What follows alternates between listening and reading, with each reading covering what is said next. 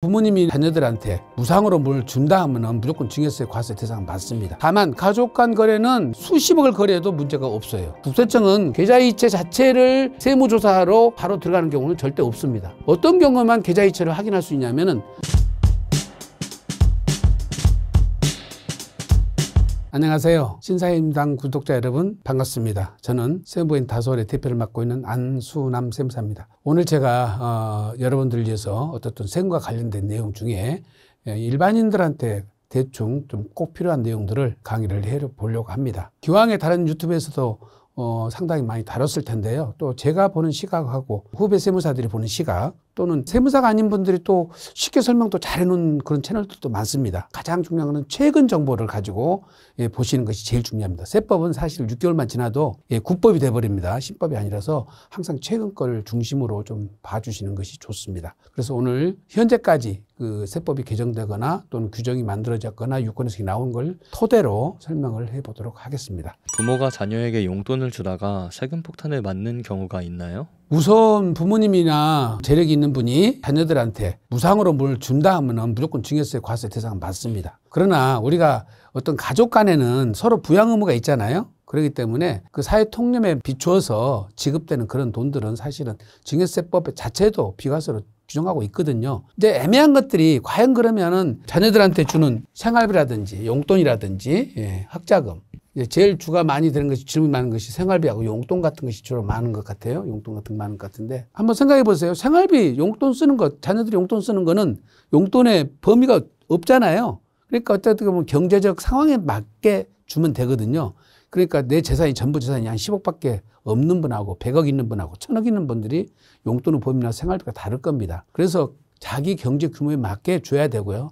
제일 중요한 거는 이 생활비나 용돈으로 줬으면은 이 목적대로 사용돼야 돼요. 첫째 제일 중요한 것이 목적대로 사용돼야 됩니다. 목적대로 사용을 해야 되는데 그럼 목적대로 사용이 안 됐다는 뜻은 뭐예요? 생활비라든지 용돈 명목으로 줬는데 생활비로 쓰는 것, 용돈으로 쓰는 돈은 약 한 500만 원 써요. 근데 2천만 원을 줘버렸어. 그럼 1,500만이 남을 거 아니에요? 1,500만 남은 돈을 모아다가 1,500만원씩 모아서 1년에 10년에 5년에 모아가지고 그걸 자산을 취득했어. 그거는 생활비 용돈 명목으로 줬는데 편법으로 증여한 게 되겠죠. 그래서 제일 중요한 것은 목적대로 다 사용을 해야 되는데 사용 않고 남은 돈 가지고 자산을 취득하는 행위 그 자체는 증여가 된다는 겁니다. 두 번째는 받는 사람이 경제적 능력이 없어야 돼요. 경제적 능력이 없어야 된다는 뜻은 무슨 얘기냐면 예를 들어서 대기업에 다니면서 연봉이 1억 5천씩이나 받아. 근데 부모님이 또 생활비를 월 300, 500씩 줘. 앞뒤가 안 맞죠, 그거는. 경제적 능력을 이미 갖춘 사람들에 대해서는 생활비나 용돈이라든지 학자금을 주면 안 되는 거죠. 그러니까 예를 들어서 부모님이 자녀한테 교육비를 줘야 되는데 그 부모가 능력이 없어. 그 할아버지가 줄 수는 있잖아요. 그거는 교육비를 줘도 큰 문제는 없죠. 그런데 분명히 아버지가 능력이 있어서 연봉이 1억 5천씩이나 되는데 유학 보낸 자녀한테 유학비로 5천만 원씩 보내줬어요. 할아버지가. 그거는 할아버지가 손자한테 증여한 걸로 보겠다는 겁니다.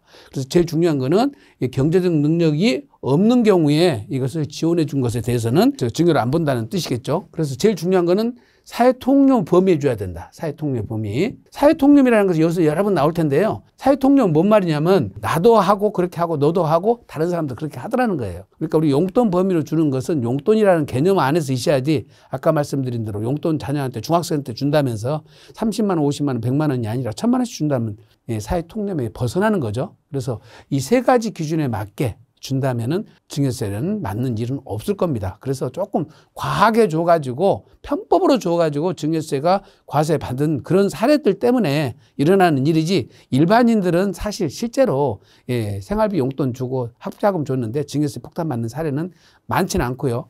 이제 여기서 주로 또 질문하는 것이 부부간에 물어보는 거 있어요. 부부간은 어떻습니까? 남편이 월급을 받아가지고 이거를 전부 다 아내 통장에다 넣어줬어요. 그래서 아내 통장에서 아내가 자녀들한테 어쨌든 학자금이라든지 용돈이라든지 가족 생활비로 다 쓰고 이렇게 활용을 하고 아내가 다 활용을 하게 되는데 이와 같이 남편이 월급 받아서 아내한테 통장 이체시킨 것을 증여로 보면 어떤 일이 벌어집니까? 아내 통장으로 넘어간 그 돈이 어떻게 쓰이느냐가 중요한 것이지 계좌 이체한 것은 아무 의미가 없는 거죠. 특히 부부간은 6억까지 증여세도 없을 뿐더러 우리가 통상적으로 부부간에는 경제 공동체라고 합니다. 수익 금액하고 소비하고 저축하고 부채를 공동 관리한다는 개념이거든요. 그래서 부가 공동체로 사용되고 있는 그런 가족 간의 생활비라든지 지금 학자금이라든지 취업이라든지 또 애경사비라든지 이런 거는 아내가 지출하든 남편이 지출하든 가족 간의 공동체가 운영되고 있기 때문에 이거는 증여로 보지 않습니다. 다만 남편이 월급으로 아내한테 줬는데 자, 월급으로 줬는데 2천만 원을 월 줬다고 한 가정해보세요. 2천만 원 줬는데 생활비로 쓰고 뭘 쓰고 한 1,000만 원 썼는데 1,000만 원이 남았을 거 아니에요? 그걸 모아서 5년 동안 모았더니 한 5억, 6억이 됐어요. 근데 그걸 가지고 아파트 살 때 아내 명의로 아파트를 사버렸어. 그럼 어떻게 됩니까? 그건 이제 증여가 맞죠. 아까 얘기한 것처럼 생활비 공동체로 사용해버렸으면 상관없는데 그거를 모아가지고 자산 취득 자금으로 쓰는데 아내 명의로 샀을 때 그걸 남편 명의로 사면 상관없죠. 원래 남편이 주 원천자니까. 그러니까 그런 경우에는 증여의 문제가 발생할 수 있습니다. 그것만 조심하시면 될 것 같네요. 1,000만 원 이상 계좌이체를 하게 되면 국세청에 무조건 걸리게 되는 건가요? 유튜브 쪽에서는 이제 정리를 좀 어느 정도 해주신 것 같은데 일반인들이 착각을 하시는 거예요. 예를 들어서 현금 1,000만 원 이상 거래. 요거는 자동으로 FIU라고 해서 금융정보분석원에다 자동으로 보고하게 돼 있습니다. 금융정보분석원은 이걸 받아가지고 국세청하고 경찰청하고 또는 검찰하고 관계기관에다 뿌려주게 되는데요. 요거는 이제 보통 지하자금이라든지 또는 부당거래라든지 탈세라든지 이런 쪽으로 혐의가 있는 지하경제에서 일어나는 돈들이잖아요.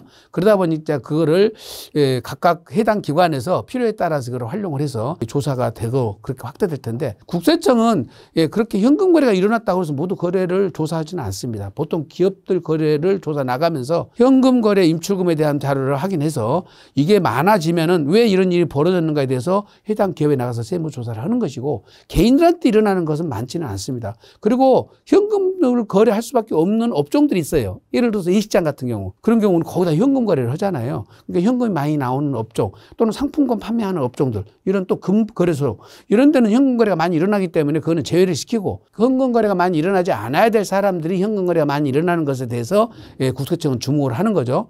근데 만약 예를 들어서 추어탕집이에요. 요즘은 추어탕집도 다 신용카드 써버리는데 현금 많이 일어나지 않습니다. 그런데 현금 거래가 어느 정도 있긴 있겠죠. 근데 거기서 매달 300만 원씩 500만 원씩 입금이 되고 있어요. 그거는 입금되고 있는 것은 나중에 세무조사에서 전부 다 확인되기 때문에 탈세 목적으로 현금 거래할 일은 없어요. 그런 것도 세무조사는 보통 안 합니다. 첫째, 계좌이체를 했다는 것은 계좌이체 자체를 세무조사로 바로 들어가는 경우는 절대 없습니다. 어떤 경우만 계좌이체를 확인할 수 있냐면은 국세청도 개인에 대한 개인정보 보호를 해야 되고 금융자료도 함부로 볼 수가 없게 제한돼 있는데 그때 볼 수 있는 케이스는 세무조사 때만 볼 수가 있어요. 세무조사 때 볼 수가 있는데 이 세무조사도 공무원이 마음대로 임의로 볼 수 있는 것이 아니라 상급기관의 승인을 받아서 보는 겁니다. 근데 세무조사 사례는 한 3가지 정도가 보통 세무조사를 받게 돼요. 개인 기업이든지 법인 기업이든지 사업자들 상대로 하는 세무조사가 있어요. 사업자 세무조사 대상자가 되면은 세무조사를 받을 수가 있고요. 개인들이 받는 것은 보통은 자금출처 조사라고 해서 부동산을 취득했다든지 또는 5년간의 자산 규모가 소득보다 더 늘어났다든지 이런 특수한 경우에 해당되는 사람들에 대해서 자금출처 조사가 들어가는 거고 세 번째는 이제 상속세 조사에서 세무조사를 받을 경우가 많습니다. 상속세 조사는 연세 많으신 분들이 돌아가셨을 때 통상 10년간 계좌를 추적하게 되거든요. 10년간 계좌를 추적할 때 그때 이제 계좌를 열어보게 되는데 이 경우가 아니고는 개인이 계좌를 열어보는 경우는 거의 없습니다. 그러니까 일반적으로 우리가 계좌로 왔다 갔다 하는 돈 이런 돈들은 그 자체를 국세청에서 열어볼 수는 없다. 3가지 경우 외에는 열어보지 않기 때문에 자 사업자와 대상이 돼서 세무조사를 받을 확률은 0.00%예요. 거의 없습니다, 사실은. 그러니까 상당히 규모가 있으면서 그다음에 좀 변칙 거래가 성행된다든지 이상 거래가 일어난다든지 이럴 때 세무조사를 받는 것이지 세무조사를 누구나 받는 것도 아닙니다. 그리고 또 지금 말씀드린 부동산 투기가 성행하고 있는데 이런 데서 고액 아파트를 구입한다든지 또는 능력이 없는 사람이 구입한다든지 이런 경우에 자금출처 조사가 대상이 되기 때문에 일반인들에 대해서는 세무조사 받을 확률은 많지가 않기 때문에 계좌이체에 대한 부분들은 너무 신경을 안 써도 될 것 같습니다. 오히려 현금 거래한 것이 일반인들은 문제가 있을 수가 있으니까요. 계좌이체로 정상적으로 거래하되 다만 계좌이체 거래하실 때는 계좌 내역에다가 적요를 좀 적는 습관이 있으셔야 돼요. 왜냐하면 부모님한테 내가 돈을 가져왔거나 또는 돈을 갚았거나 했을 때는 이게 차용금이었는지 또는 변제금액이었는지 그다음에 그런 것은 좀 차용증을 써놓은 게 좋고요. 부모님이 누구한테 대신해서 돈을 보내달라는 경우도 있잖아요. 외삼촌한테 3천만 원을 네 통장으로 내가 보낼 테니까 네가 알아서 보내라 해서 보내주면은 대신 심부름한 거잖아요. 또 어떤 부모님들은 자녀들한테 통해서 뭐 구매를 하는 경우도 있잖아요. 가구를 하나 사는데 돈 보낼 때 어디로 보낼지 모르니까 300만 원, 500만 원을 이렇게 보내주는 경우가 있거든요. 그러면 그것을 부모님 대신 구매했다는 것을 확인해 주시고 어떤 경우는 요즘에는 아침에 배송이 오는 것, 쿠팡이라든지 이런 특별한 그런 데서 구매를 부모님들 잘 할지 모르니까 자녀들이 대신해 주는 경우도 있거든요. 그런 경우는 이제 놓으면 돈이 꽤 되니까 그런 걸 옮겨 달 때는 적요란에다가 기록을 해 두시면은 세무조사 나왔을 때 만에 하나 나온다면 소명해 주면 될 것 같습니다. 가족 간 거래는 얼마까지 해야 안전한가요? 국세청의 가족 간 거래는 수십억을 거래해도 문제가 없어요. 문제가 없으니까 그걸 피하려고 하지 마시고 다만 그 거래에 대해서 명목을 정확히 적으라는 겁니다. 무슨 거래 목적으로 했는지 증여를 했으면 증여세 신고를 정당하게 하시고 빌려줬으면 차용증을 쓰시고 이런 목적만 정확히 세고 해명이 되면은 국세청은 일단은 계좌이체와 관련된 거래는 개인적으로 들여다보지 않는다. 아까 말씀드린 세무조사 때나 들여보려도 그거는 해명이 되면 되는 일이니까요. 그리고 좀 상속 경우는 10년 지나버리면은 그거는 조사 받을 일도 없고 통상적으로 일반 세무조사도 조사 기간이 7년이기 때문에 7년이 경과된 거는 그런 거는 들여다볼 이유가 없고 자금출처 조사도 보통 3년 내지 4년 지나면 자금출처 조사는 없습니다. 그러니까 잊어버리시고 어떤 경우는 지난번에 이런 질문이 오셨어요. 어떤 사모님께서 아들한테 전세자금을 대주는데 5억 정도 전세자금을 대줬대요. 근데 유튜브로 보니까 세무조사 걸릴 것 같다고 큰일 났다고 하는데 그래서 언제쯤 주셨습니까? 그러니까 아들이 18년 전에 전세금 얻을 때 줬다는 거예요. 18년 전은 증여세 부가저축까지 다 끝났어요. 그 조사할 리도 없고 조사 받을 리도 없는데 그런 계좌로 이체한 거는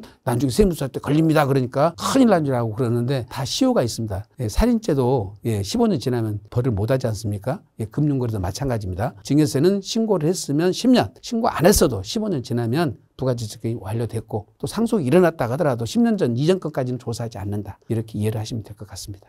자녀 명의로 주식 투자나 적금을 들어주는 것도 증여세 부과 대상인가요? 지금은 이제 그 세법 자체 규정에 들어가 있는데 차명 계좌로 활용하는 것도 이제 증여로 보도록 돼 있습니다.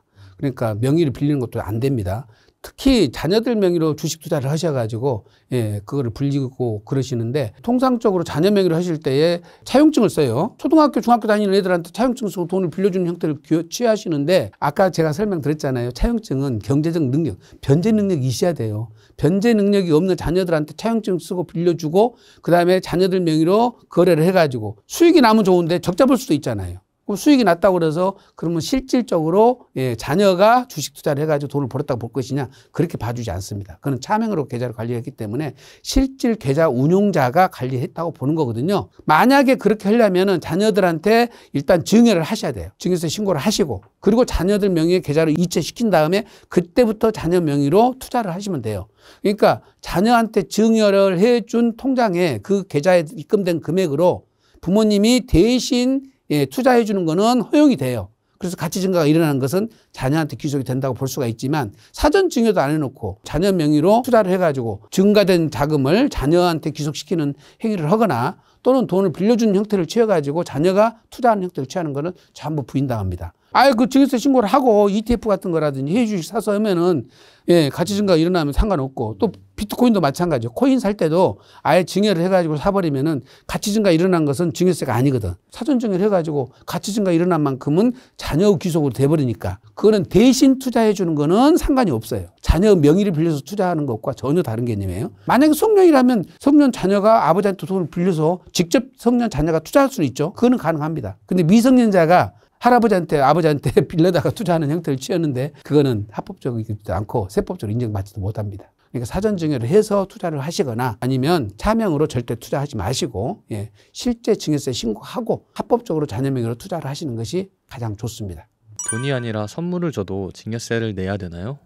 아까 제가 처음에 말씀드린 것처럼 사회통념이라고 그랬잖아. 선물이라면 우리가 고등학교 졸업했다, 중학교 졸업했다, 대학교 졸업했다 그러면은 물론 이제 선물 규모가 점점 커지겠죠. 노트북 정도 준다든지 컴퓨터 사준다든지 이런 게 괜찮은데 예를 들어서 대학을 졸업했다고 해서 자동차를 5천만 원짜리를 사준다거나 또는 무슨 자격에 합격했다고 1억짜리 그림을 사준다든지 이런 거는 다 자산이 돼버리잖아요. 자산으로 돼서 고가로 분류가 되면은 선물이 아니라 증여라고 보는 거예요. 결혼할 때 혼수품 사주는 거 예, 사회통념사기로 보면 가전제품 같은 거 다 사줄 수 있죠. 근데 가전제품 사는데 TV가 얼마짜리인지 모르겠지만 고가가 한 1억짜리 있어요. 1억짜리 사주는 거는 그거는 혼수품이 아니죠. 냉장고 300, 500, 1000만 원짜리 정도는 예, 통상적으로 있을 수 있겠죠. 그다음에 가전제품도 1000만 원, 2000만 원 범위까지는 있을 수 있겠지만 억대를 사준다든지 그리고 또 자동차를 사준다든지 기금속을 사준다든지 이러면은 예, 가치 있는 그런 부분들은 예, 변칙증여라고 봐야 되겠죠. 그래서 사회통념에 인정이 안 되는 것들은 그것도 증여입니다. 주는 사람 기준으로 따질 것이 아니라 사회통념에 비추어서 그림 한 300짜리 500짜리 이사했는데 사줬어. 그 정도는 가능하다는 거지. 근데 1억짜리 그림 사줘가지고 장식품으로 줬다. 그거는 선물이라고 보기는 어렵다는 거죠. 변칙증여라고 하는 거죠. 네. 세금 한 푼 안 내고 자녀에게 2억씩 물려줄 수 있는 방법이 있다고 하던데 상속세도 그렇고 증여세도 그렇고 예, 줬다고 그래서 모두 다 과세하는 건 아니고 기본 공제 금액들이 있어요. 마찬가지로 증여도 예, 공제 금액이 있습니다. 그래서 이거를 증여재산 공제라고 그러는데 이 증여재산 공제는 상식적으로 알아두시는 게 좋습니다. 부부간에는 6억까지 그다음에 자녀한테는 성년이면은 5천만 원, 그다음에 미성년이면 2천만 원 이렇게 줄 수가 있거든요. 그다음에 이제 기타 친족 간에는 1000만 원까지는 줘도 됩니다. 1000만 원까지 줘야 되는데 그러면 이 공제가 언제 기간 동안 된단 말입니까? 이게 증여라는 거는 상속은 딱 한 번 일어나지만은 증여는 내가 주고 싶을 때 주면 되거든요. 근데 주고 싶을 때마다 나눠서 주어버리면은 세율이 낮아져 버리죠. 그래서 그거를 방지하기 위해서 10년간 모아서 증여세를 매겨요. 1억, 10년 동안 나눠줬다고 그 10억이 되면은 10억에 대한 세율을 적용한다는 거죠. 그래서 이거를 10년간 공제를 해준다. 그 다음에 제일 중요한 거는 자녀 공제 줄 때는 증여자별 공제를 각각 받는 것이 아니라 10년에 한 번씩만 받는 거예요. 자녀들도 성년 공제 한 번만 받는 거죠. 그러니까 할아버지한테 받고 아버지한테 받았어. 그럼 5천만 원 또 받냐? 그러면 계속 사람은 나눠버리겠죠. 그래서 그걸 막기 위해서 직계 존속이 비속한테 줄 때 5천만 원 받는 것은 전체 금액 10년에 5천만 원밖에 안 돼. 요거는 10년간 받는데 이게 10년마다 리셋이 되는 거예요. 리셋. 그럼 부부간에 6억 받으려면 10년마다 6억씩 받을 수가 있는데 12억 원을 받으려면 기간이 얼마 필요할까요? 피디님?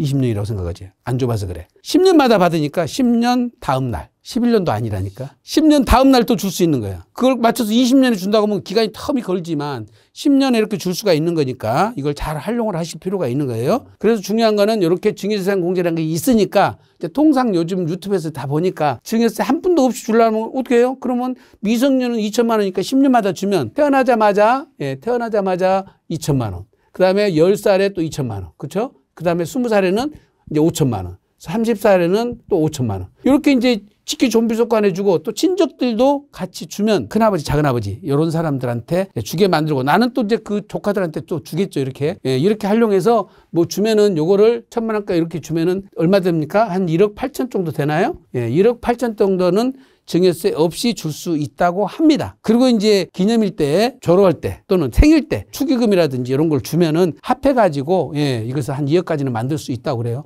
제일 중요한 거는 이걸 통장에 계좌이체로 넣어주면서 증여세 신고를 그때그때 해주셔야 됩니다. 이거는 돈만 주시면 안 돼요. 증여세 신고를 꼭 해주시길 바라고. 중요한 거는 자, 요렇게 주실 바에는 기왕에 마중물을 준다면 1억까지는 증여세가 10%밖에 아니에요. 그러니까 우리가 증여세를 저율로 낼 수가 있다면 자산이나 조금 있다 그러면 2천을 주지 말고 1억 2천을 주는 거예요. 1억 2천, 1억 2천. 여기는 1억 5천이겠죠? 이렇게 주면은 4억이 기본적으로 넘어가잖아요. 만약에 돈이 조금 더 많으신 분들 개념에서는 5억을 더 주는 거예요. 5억을 주면은 증여세 자체가 약 9천만 원 정도 되거든요. 그러면 세금이 20%가 안 된다고 18, 9% 구간이 될 텐데 내 재산 규모를 보고 오셔야 돼. 한 푼도 안 내고 주는 것도 중요하지만은 내 재산이 한 30억에서 50억 정도 된다. 그러면 1억을 얹어서 주고 내가 100억, 200억 된다. 그러면 5억을 얹어서 주라는 거예요. 내 재산 규모에 맞게 분산증여를 10년마다 하는 거. 이게 가장 절세의 기본이거든요. 주면서 제일 중요한 거는 수증자를 늘려야 돼요. 그러니까 얘가 하나 있다 그러면 하나한테 주고 둘 있으면 둘 주고 자녀가 결혼했어. 그러면 자녀의 배우자도 있잖아요. 며느리 사이도 생기니까.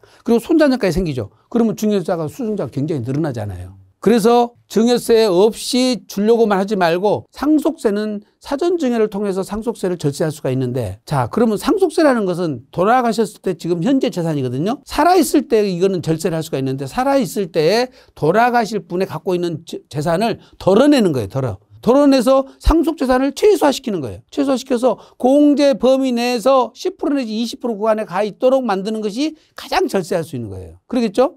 돌아가셨는데 상속공제를 30억 받고 나머지 10억에 대해서 2억 2천만 내는 것이 가장 이상적이라는 거죠.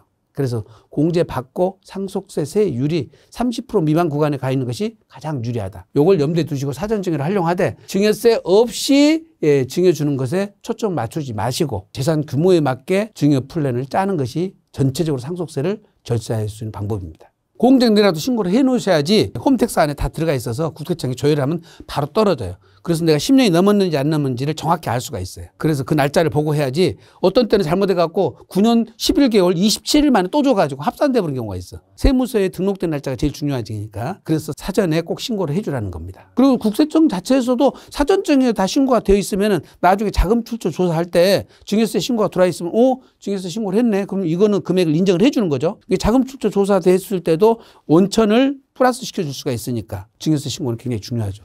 자녀에게 돈을 빌려줄 때 최대한 세금을 아낄 수 있는 방법이 있나요? 우리 세법에는 간주 규정이라는 게 있고 추정 규정이라는 게 있어요. 간주 규정은 만약에 이런 사실관계가 성립돼 버리면은 증여로 봐버린 거예요. 또는 상속으로 봐버린 거죠. 이걸 간주 규정이라고 그래요. 증여에서는 A의 주식을 B한테 신탁을 했어. 이게 소유자고 이거는 명의 수탁자예요. 주식의 명의를 A 것인데 B한테 수탁을 시켜놓으면은 이거를 명의신탁이라고 그러거든요. 이렇게 명의신탁을 해버리면은 요 자체를 증여로 간주가 돼버려요. 간주가 돼서 증여세를 부과를 해. 누구한테? A한테. 증여해 준 걸로 봐보고. 원래는 수증자인 B한테 증여세를 부과했는데 요 사람들이 능력이 없는 거예요. 그러니까 지금은 이제 준 걸로 본 사람한테 증여자한테 주식에 대한 증여세를 과소해요. 요거를 간주 규정이라고 하는데 근데 지금 보신 것처럼 특수관계자간 부모와 자식지 간에 자금 거래를 했어. 자금 거래. 이 자금 거래는 우리가 증여로 추정합니다. 증여로 추정을 했다 그러면 이 추정은 실제가 아니라는 사실을 객관적으로 입증을 했을 때는 봐줘. 이게 쉬운 일이 아니에요, 이게. 간단한 일이 아닙니다.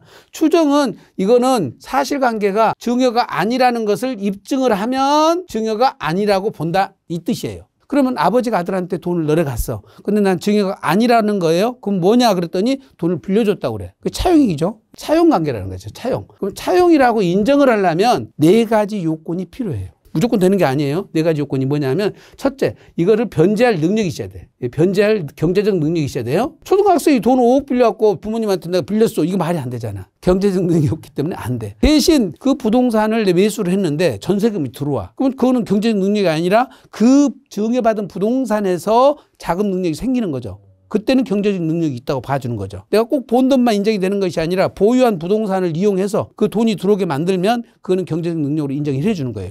그러니까 이제 예를 들어서 입주 예정인 아파트에 대해서 이 분양권이라든지 조합원 입주권을 증여를 해주는 거예요. 근데 증여세를 내려고 봤더니 2개월 뒤에 이걸 입주를 해. 그럼 전세금을 받게 되죠. 그럼 전세금을 받아서 증여세를 내거나 그걸로 다른 것을 돈을 지급을 한 거는 인정을 해준다는 거지. 조합원 입주권이나 분양권을 증여를 해줬으니까 그걸 내 소유권으로 넘어온 상태니까 그때는 봐준다는 거예요. 이제 이런 걸 잘 활용을 못 하는데 그거까지 염두에 두고 이제 활용을 하셔야 돼요. 두 번째는 중요한 거는 이자 지급 약정이 있어야 되고요. 원금 반환 약정이 있어요. 원금 반환 약정이 있어야 돼요. 그러면 이자는 얼마를 줘야 되냐? 우리가 법정 이자가 4.6%예요. 4.6%. 그다음에 원금 반환 약정은 언제로 봐야 될 것이냐? 그럼 50년 뒤에 갚는다. 그거는 아버지 돌아가셨는데 어머니 아버지가. 그건 안 되지. 통상적으로 자금 규모에 봐서 내 소득으로 어느 정도 한 30% 50% 가지고 변제할 정도 기간을 정하는 게 좋고요. 통상적으로 5년 정도 잡아가지고 변제가 안 되면 그거는 다시 연장을 하게 돼요. 하니까 10년 20년 하는 것도 너무 좀 과한 것 같고 일반적으로 통상 타협통념에는 한 5년 정도로 보는 것 같아요. 그 다음에 이제 이거를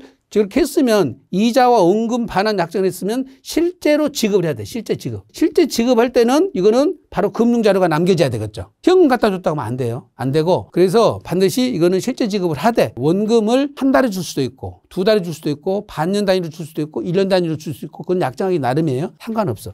제일 중요한 마지막은 차용증서를 써야 돼요. 차용증서를 쓰고 이걸 근거로 남기되 이거를 차용증서가 세무조사 나온 시점에서 쓰면 안 되겠죠. 그러니까 돈을 빌린 시점에서 썼다는 것을 입증하는 것이 제일 좋은 것이 확정일자 받는 거예요. 등기소 같은 데 가면 확정일자 해줘요. 차용증서가 언제 작성됐다는 것을 공적기관에서 확인을 해줘. 안 그러면 본인이 이메일로 이거를 사진 찍어갖고 이메일로 보내도 되겠죠. 요즘에는 전산에서 이걸 관리해 주는 데가 또 사이트가 생겼다고 돼요. 차용증 해가지고 그게 관리를 맡겨 놓으면은 비용은 많이 안 들고 차용증을 보관해 주고, 예, 그러면 언제 작성됐다는 것이 기록으로 남는다고 그래요. 비용이 얼마 안 든다니까 그런 사이트도 한번 활용해 보시고, 그래서 이 차용증서를 꼭 작성하시고 이 차용증서가 언제 작성됐다는 것을 확인할 수 있는 증거 자료를 남겨놔라. 공증까지 했는데 공증은 돈 비용도 많이 들어가고 굳이 그렇게까지 할 필요는 없어요. 예, 그래서 이렇게 네 가지를 갖춰서 예, 거래를 하시면 되는데, 중요한 거는 이게 이제 이자 지급을 4.6%까지 하게 돼 있는데, 부모 자식 간에는 1년에 1,000만 원까지 이자를 주고받지 않아도 봐줘요.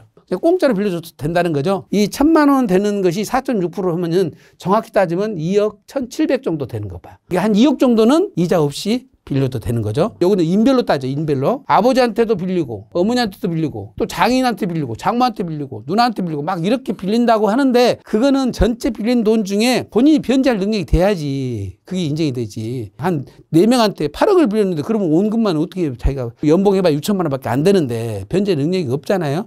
그렇게 해서 과하게 빌린 것은 안 되고, 항상 사회통념에 비춰서 부모한테 빌리는 것은 조금 어색해요. 아버지나 어머니한테 빌리고 형이나 누나한테 빌리는 것은 자연스럽지만 이렇게 분산해서 빌리는 것은 어색하다. 그래서 이렇게는 빌리지 말고, 억지로 빌리지 말고. 그다음에 이제 그러면 결과적으로는 우리가 4.6% 줘야 되는데 5억을 빌렸어요. 4.6%가 얼마 줘야 됩니까? 2,300만 원까지 줘야 되죠. 그러면 어떻게 돼? 1,300만 원만 주고 1,000만 원은 이자를 안 줘도 된다는 거잖아요. 이자율을 2,000만 원 이하로 잡아서 1,300만 원 맞게 이자율을 약정해도 된다는 뜻이 되겠죠. 그러니까 1,000만 원을 제하고 이자율을 내려서 잡으니까 낮은 이자율로 빌려도 된다는 겁니다. 예, 그래서 2억 1,700만 원만 뭐 괜찮은 것이 아니라 5억을 빌렸는데 이자율을 예를 들어서 3%로 했더니 1,000만 원 이자를 덜 받은 것이 1,000만 원 안 넘어. 그거는 봐준다. 이자율을 낮춰서 약정을 해도 괜찮다 이 뜻이에요. 그래서 이런 거는, 이거 제일 중요한 거는 세무조사에서 이 차용증을 썼다는 사실이 확인이 되잖아요.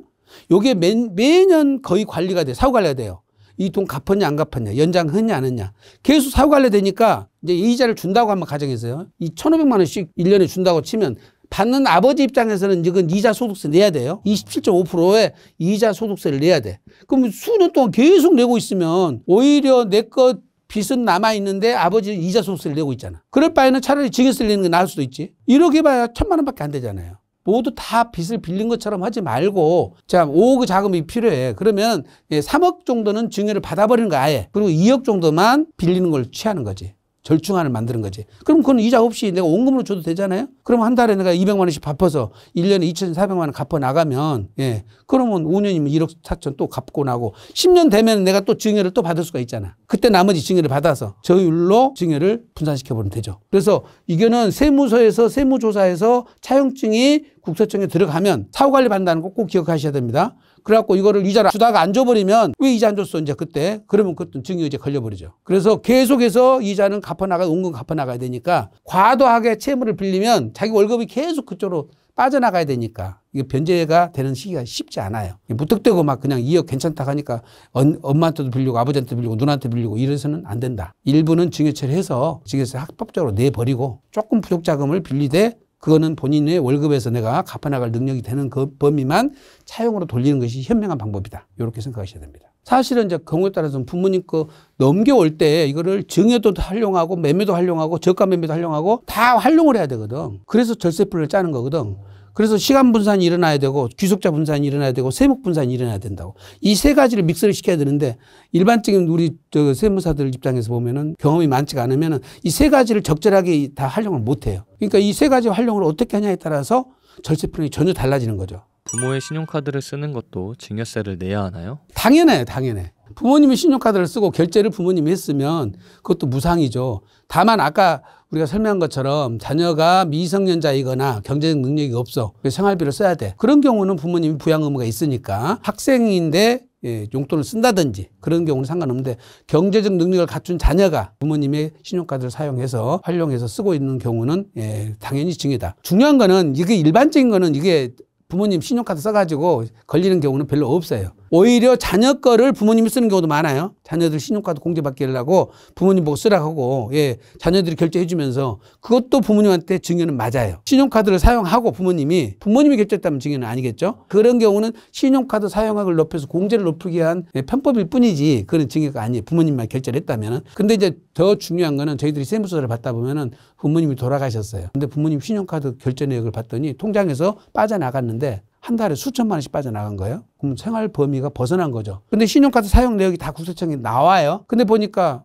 우리가 말하는 명품, 샤넬이라든지 그런 명품 백을 샀어. 그리고 또 고가의 뭐 또 목걸이를 샀어. 귀금속을 샀어. 근데 부모님은 요양병원에 누워 계셔. 그거 누가 썼다는 거예요, 그러면? 자녀가 썼다는 거죠. 거기에 사실은 세무공무원이 다 가서 구매자 확인하면은 구매자 다 나옵니다. 그렇게 사용한 거는 예, 실제로 세무조사에서 상속세 세무조사에서 적발돼가지고 추진당한 사례가 있습니다. 그건 자녀가 다 사용한 거기 때문에 그 부모가 쓴 것 백화점에 사용한 거를 5년 거를 전부 다 상속세로 과세한 받은 사례가 있어요. 그래서 부모님이 요양병원에 계시는데 자녀들이 고가의 그런 제품들을 구매하는 거는 굉장히 위험하셔요. 예, 상속세 조사에서 문제될 수 있으니까 특히 조심을 하시고 대신 이제 부모님이 뭘 사달라고 그러시면서 그거를 신용카드를 줬다는 것은 본인들이 항상 거기다 적용하다 기재를 하시고 특별하게 신용카드가 생활비 정도로 쓴다면은 우리가 일반적으로는 문제될 것 같지는 않아요. 그 다음에 해외에 나가서 만약에 과다하게 쓰면 그런 거는 국세청에 적출될 수 있습니다. 해외에 나가서 과다하게 쓰는 거는 조금 조심하시고 또 명품을 사버린다든지 이러시면 안 되니까 예, 그런 거는 좀 조심할 필요가 있습니다. 부모가 자녀의 빚을 대신 갚아줄 때는 어떻게 해야 되나요? 그러니까 그것도 마찬가지예요. 은행에 빚이 있는데 그 자금출처 조사를 받다 보니까 금융채무가 확인이 됐단 말이에요. 금융채무에 대해서는 계속 국세청에 사후 관리를 한단 말이에요. 근데 줄어들었어.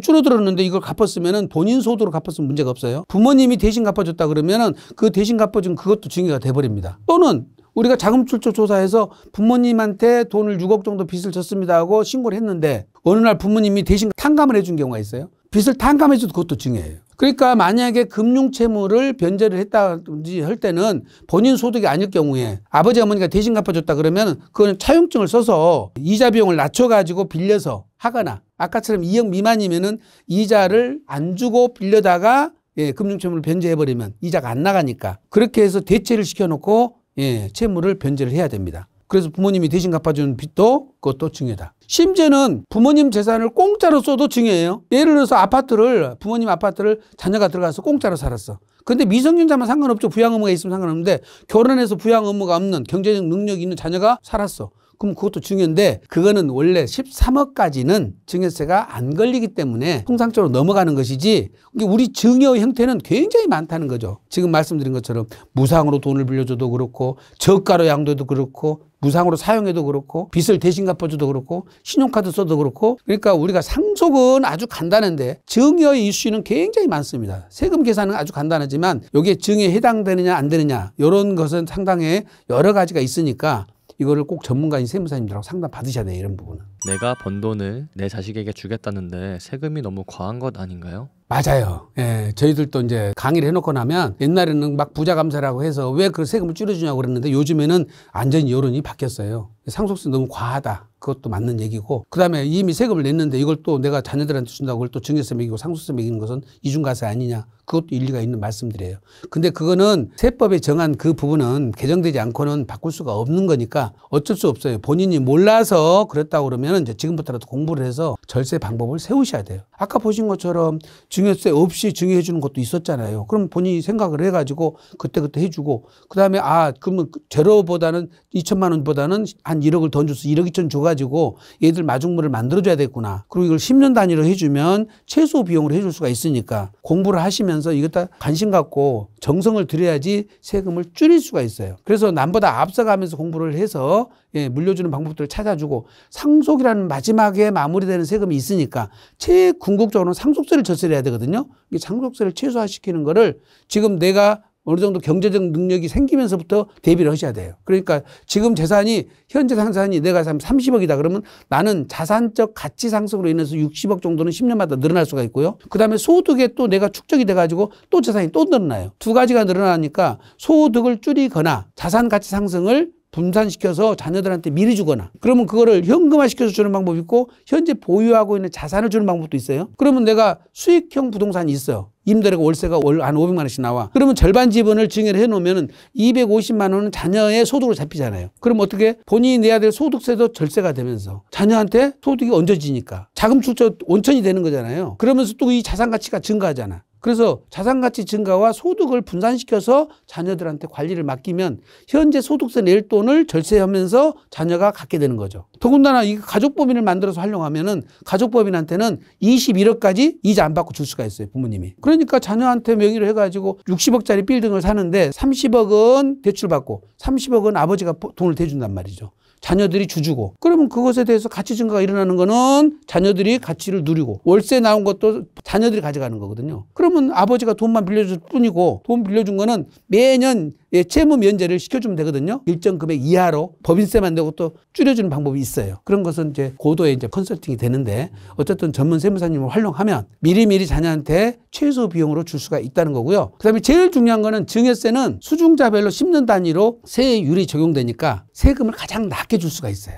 그게 중요한 거예요. 그래서 그런 거를 활용을 해야지 한 푼도 안 내고 세금을 증여해 주겠다. 그거는 욕심이야. 그다음에 그걸 알아만 보고 실행을 늦추면 더 늦어지고 어려워요. 증여는 빨리 할수록 좋다. 가치가 상승이 돼버리니까. 그래서 그걸 활용하시고 자녀들한테 꼭 마중물을 마련해 주고 그걸 가지고 이제 투자해서 자녀들이 자산을 불려나가도록 해주는 것이 그게 굉장히 중요한 거죠. 그래서 야 이거 불평만 하고 그거 할 것이 아니고 납세는 의무지만 절세는 권리입니다. 공부를 하면 찾을 수 있습니다. 꼭 공부를 하세요.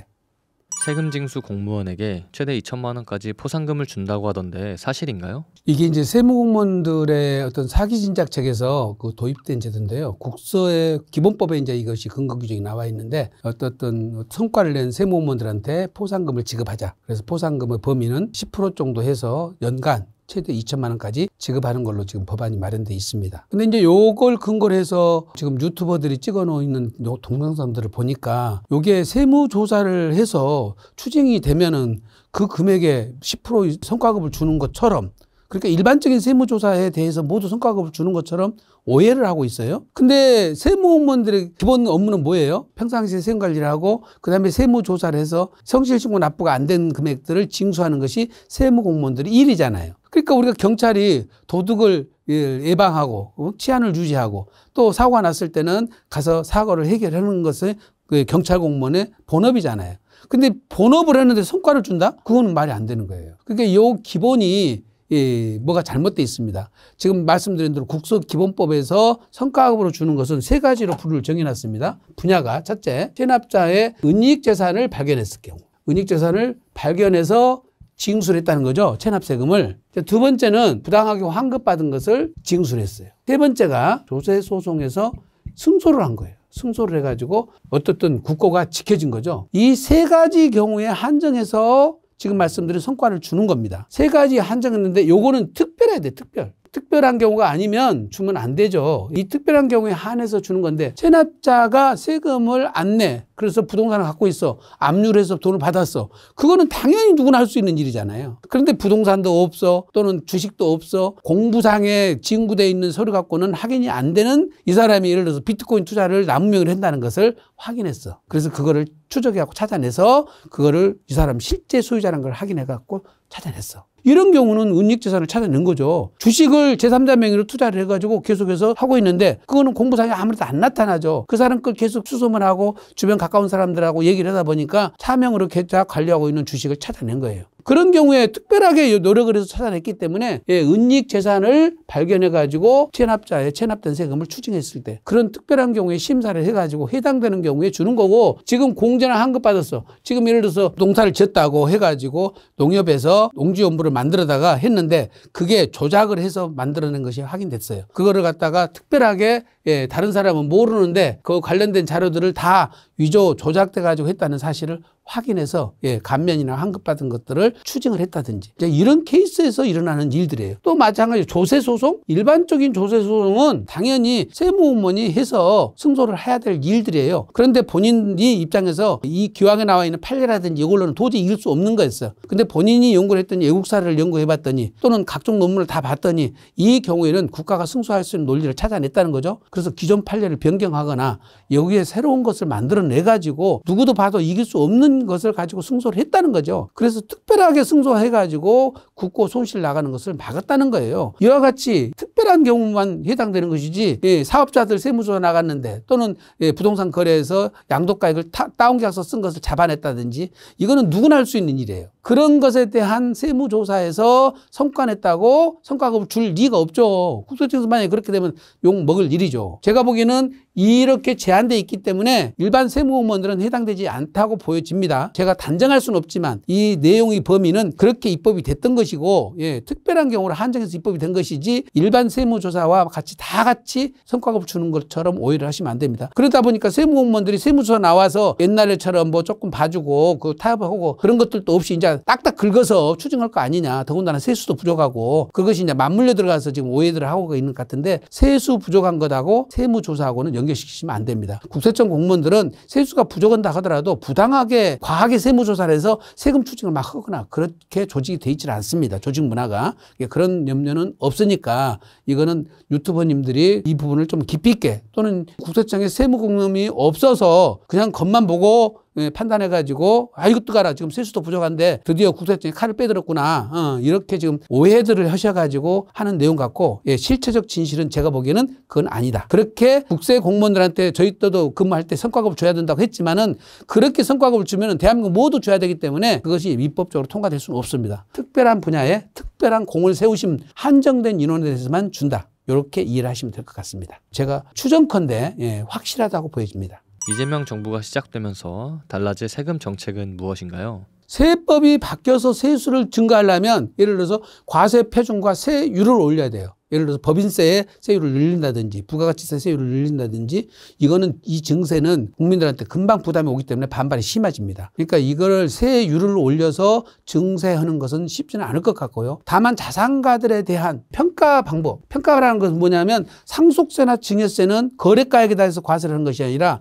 상속 개시 당시 증여 당시 평가한 금액에 대해서 세금을 부과하니까 이 평가 방법을 변경을 해서 세수를 늘릴 가능성은 있어요. 그러니까 지금까지는 꼬마 빌딩이라고 해서 꼬마 빌딩이라든지 이런 것만 감정평가를 해가지고 증여세나 상속세를 부과했는데 이제 2025년부터는 공식적으로 비주거용 부동산만 했던 것을 이제 주거용 부동산까지 하겠다는 거예요. 이제 그런 것들은 예를 들어서 고가의 아파트라든지 고가 주택들이 실제로 실가와 기준시가 차이가 너무 많이 나거든요. 그리고 그것들은 매매사례가도 없어요. 그러다 보니까 매매사례가 적용을 못하게 되기 때문에 감정평가를 확대하겠다는 것이고 나대지라든지 또는 상가라든지 이런 것들도 구분상가가 쭉 연결되어 있는 것들은 그동안에는 하나씩 빠져 있었는데 그러다 보니까 한 건물을 구분상가로 만들어버리면 일부 증여를 했을 때에 증여가액이 낮아져서 감정평가 대상에 빠졌는데 앞으로는 그런 것도 감정평가를 다 하겠다는 거예요. 그러니까 단일 건물로 봐서 증여 건물이 일정 금액 이상이면은 소분해서 주거나 나눠서 주더라도 감정평가를 하겠다니까 감정평가 대상 자산이 늘어나겠죠. 그리고 금액 기준으로 봤을 때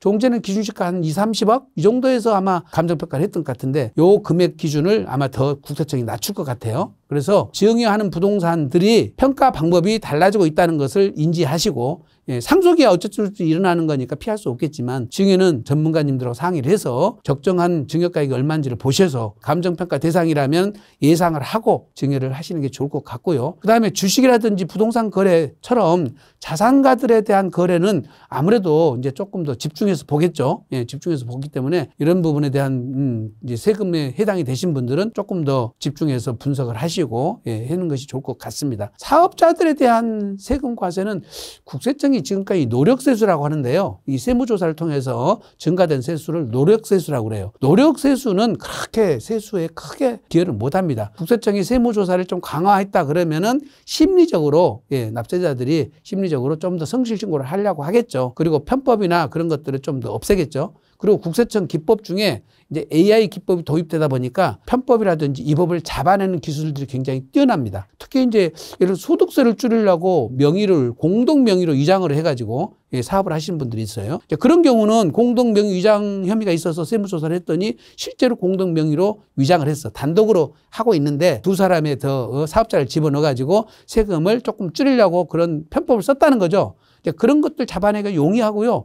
또 예를 들어서 가족 간에 특수관계에 있는 가족들을 갖다가 회사 종업원으로 집어넣는 거예요. 그래서 근로소득세를 빼내는 거죠. 경비 처리를 하는 거죠. 이런 것들 잡아내는 것이 굉장히 쉬워졌어요. 국세청에서. 그러니까 이제 그런 편법이나 그다음에 변칙으로 지금 세금을 덜 내려고 하는 것들에 대한 행위들이 AI 기법으로 많이 규제가 될 테니까 특히 사업하시는 분들은 조심할 필요가 있습니다. 그래서 특히 위장 가공 자료는 서로 주고받지 않으셔야 됩니다. 그다음에 인건비들 중에 위장 가공 인건비를 절대 집어넣으시면 안 됩니다. 위장 취업자, 위장으로 인건비를 지급하시는 걸로 하시는 것은 세무상으로 큰 불이익을 볼 수가 있으니까 조심하시고, 지금 오히려 뭐 현금 거래를 했다든지 그러면은 세무조사 받을 가능성이 높다. 가족 간의 계좌 이체하면은 세무조사 받을 가능성이 높다. 이거는 실질적으로 해당이 안 되는 얘기예요. 어쨌든 나이 많은 부모님들이 자녀들한테 용돈 좀 주려고 현금 거래한 거 한 달에 해봐야 1, 2천만 원 현금 거래한 것들에 대해서 그것이 국세청에서 세무조사가 강화되거나 그럴 가능성은 없습니다. 제가 보기에는 그거는 너무 나가는 좀 내용 같아서 조금 그런 부분들은 우리 유튜브를 하시는 전문가들도 좀 너무 자제를 좀 했으면 좋겠어요. 제가 보기에는 국민들이 그것 때문에 굉장히 불안해하는 것 같은데 실제로 세무조사는 지금 보신 것처럼 그렇게 크게 확대될 것 같지는 않다. 그런 점에서 편안한 마음으로 그냥 하시던 대로 하셔도 될 것 같습니다. 개인 투자할 때 각종 세금이 너무 과한 이유는 뭔가요? 세금의 구조가 우선 이해를 하셔야 돼요. 우선 구조가 소득에 대해서 내는 있고요. 거래에 대해서 내는 세금이 있고 자산 양도 차익에 대해서 내는 세금이 있어요. 부동산을 샀어요. 샀을 때 취득세를 내는 거죠. 그러면 이제 부동산을 갖고 있는 상태에서 임대소득이 발생하잖아요. 이거는 임대소득이라서 소득세를 내는 거예요. 과세 체계가 다른 거예요. 근데 이 부동산을 매각을 했어. 그러면 양도 차익이 발생하죠. 그때는 양도소득세를 내야 되잖아요. 주식도 마찬가지예요. 주식을 샀는데 그 회사가 주식을 샀는 회사에서 소득이 발생해서 그럼 법인이 법인세를 내고 나서 남은 잉여금에 대해서는 배당을 하거든요. 그러면 소득을 배당해 주잖아요. 그래서 이 소득에다가 배당 소득으로 봐서 이 소득세를 부과하는 거예요. 그다음에 이거를 매매를 했잖아요. 그러면 거래를 했으니까 증권거래세가 부과되잖아요. 증권거래세 이런 거는 좀 낮게 부과되죠. 그리고 이제 자산 하면은 요거는 이제 양도소득세가 다시 부과돼요. 주식에 대해서 비상장 주식이나 상장법인의 대주주한테는 양도소득세가 부과되는 거죠. 그래서 이 세 가지 종류가 똑같이 다 부과되는 거예요. 자, 주식의 경우에 이제 문제가 되는 것은 이 배당소득세가 너무 과해요. 특히 상장법인의 대주주들은 배당소득세가 40%가 넘어가거든요. 그러면은 법인세 물고 20 몇 프로 물고 나서 배당소득세까지 따지면 사실 60% 넘게 세금을 물다 보니까 배당을 안 하려고 기피 현상이 벌어지는 거예요. 그래서 자, 법인이 유보된 소득을 법인이 재투자를 하면 참 좋겠지만은 법인은 투자도 안 해. 유보만 시키고 갖고 있어.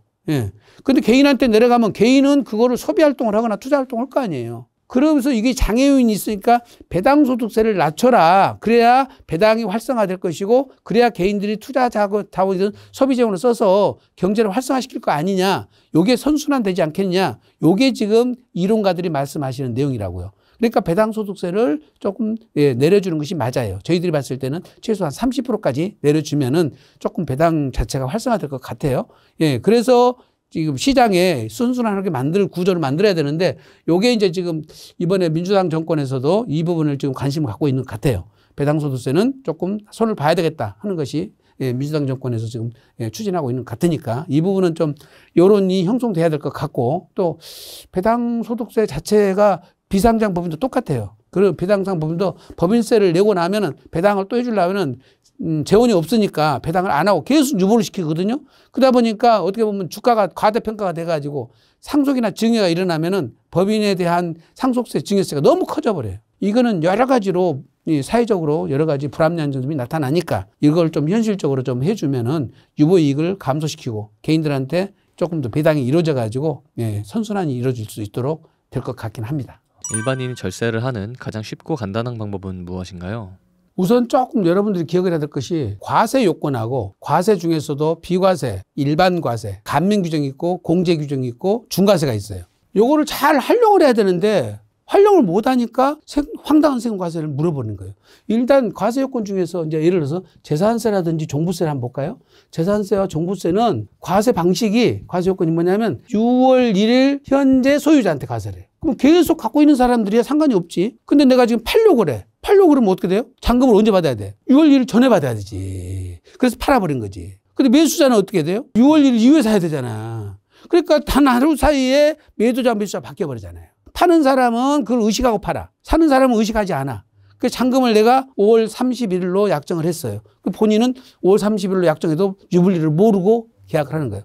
그러면 내가 종부세를 내야 될 사람이 있어. 앞에 매도자는 종부세 대상이 아니요.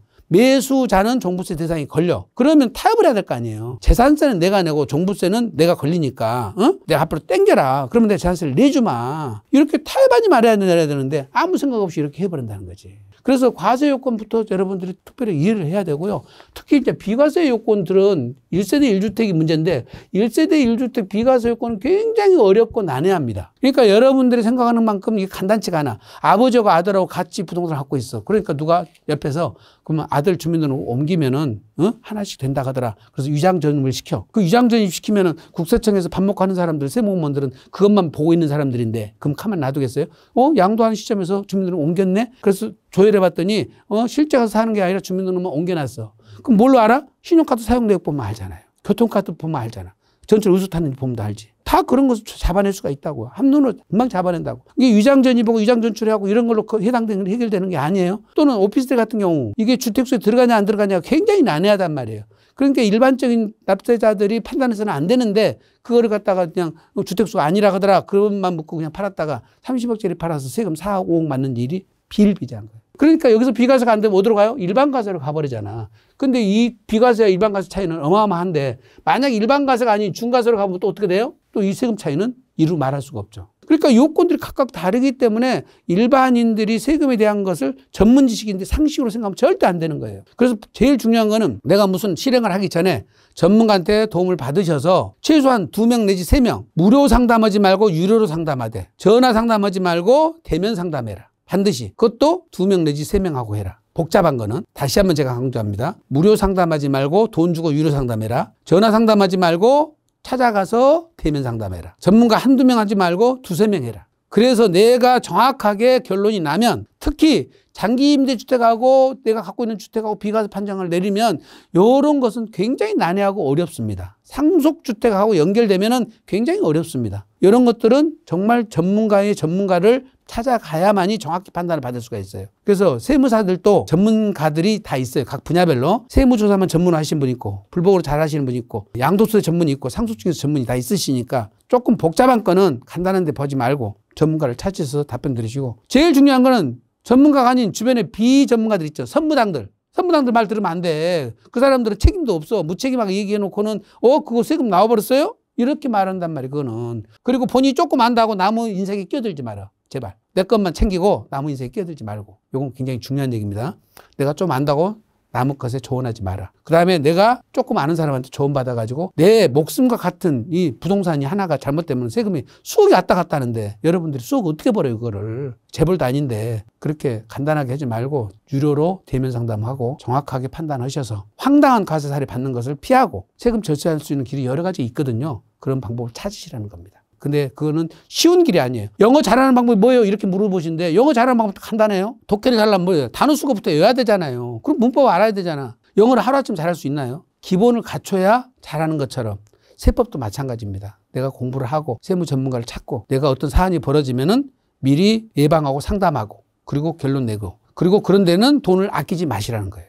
이게 지혜입니다. 상속세나 증여세는 이중과세가 아니냐는 의견이 많은데 어떻게 생각하시나요? 상속세를 부과하는 논거는 여러 가지가 있는데 지금 지적한 것처럼 이중과세의 요인도 있어요. 왜 그런 이중과세 문제가 생기냐면 우리가 예를 들어서 내가 소득이 10억이라고 한번 가정해봐요. 다른 소득이 있고 내가 또 부동산 임대소득이 있어서 10억 소득을 올렸다 그러면 이게 50%가 소득세예요. 그럼 얼마입니까? 5억의 소득세라고요. 10억 중에서 5억을 빼면 나머지가 5억이죠. 근데 5억을 그대로 갖고 있다가 돌아가셨어. 그러면 내가 상속재산이 50% 세율이 또 부과돼. 그럼 어떻게 됩니까? 이제 2억 5천이 상속세가 또 나가죠. 그럼 세금 합해서 7억 5천이고 내가 번 돈 10억 중에서 나머지 돈은 얼마 남아요? 2억 5천밖에 안 남잖아요. 그 세금이 또 나가니까 이중과세 말도 맞죠. 물론 그런 것도 있지만은 이제 또 과세하는 입장에서 보면은 여기까지는 세금 냈어요. 근데 지금 여기까지 자산 가치가 올라갔다는 거예요, 이만큼. 근데 상속세를 여기서 매겨버리면 이 자산 가치 증가에 대한 부분에 대한 것이 양도소득으로 과세가 돼야 되는데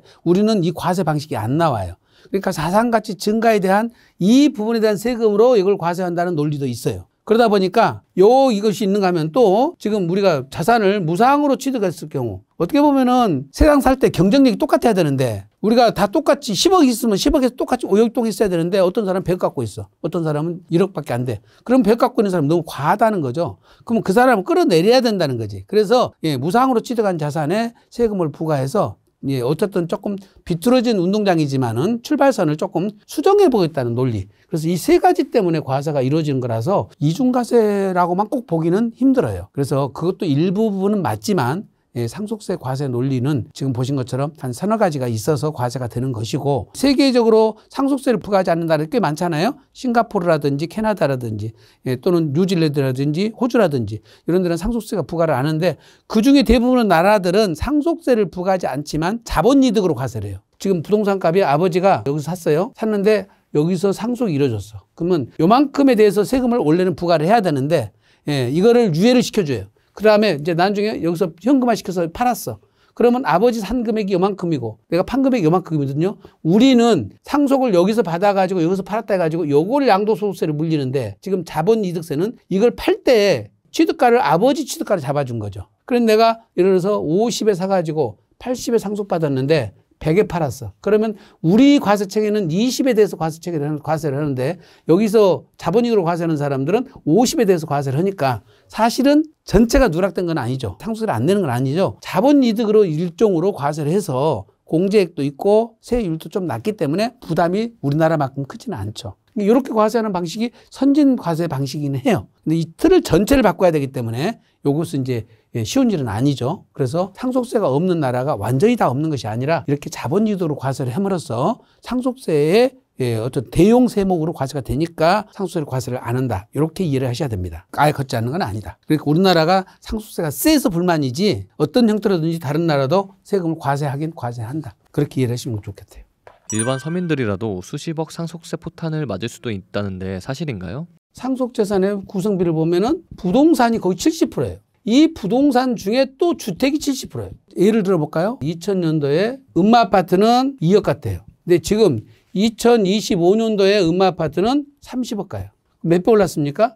15배 올랐죠. 그때 2000년도에 공제액이 얼마였냐면 기본 5억에다가 배우자 5억을 해주고 최대 30억까지 해줬으니까 기본 5억에서 35억까지가 상속세가 공제액이었어요. 음마아파트 2채 갖고 있어도 상속세 안 나왔죠. 배우자가 있으면 17채 갖고 있어도 상속세 안 나왔잖아요. 그럼 지금 17채라면 지금 어떻게 돼요? 30억이면? 말이 안 되잖아요. 그러니까 지금 자산 가치가 엄청 올랐는데 공제액은 20년 동안 하나도 안 변했다니까. 이게 문제지, 이게. 그 다음에 세율 구간도 변함이 없는 거예요. 30억 이상이 최고 50% 세율을 적용하고 있으니까 국민소득이 몇 배 올랐죠? 2000년도 따지면. 그 다음에 지금 부동산 가격이 또 얼마나 올랐어요? 그 중에 또 주택 가격, 그때 아파트 가격 또 얼마나 올랐냐고요. 그러니까 그때는 상속세가 2000년도 같으면 한 4,000명? 냈을까 말까 해요. 근데 지금 2022년도 통계지만은 사망자가 37만 명인데 2만 명 정도가 세금이에요. 과세되고 있어요. 그러니까 사망자의 한 5% 정도가 상속세를 내고 있는데 수도권만 따지면 13% 정도 낸다고 그래요. 그리고 5년 후에는 수도권에서 20%가 상속세 다 부담된다고 합니다. 결과적으로 보면은 지금 현재 10억 정도인데 우리나라 중위 아파트 값이 평균 11억, 12억 정도 되잖아요.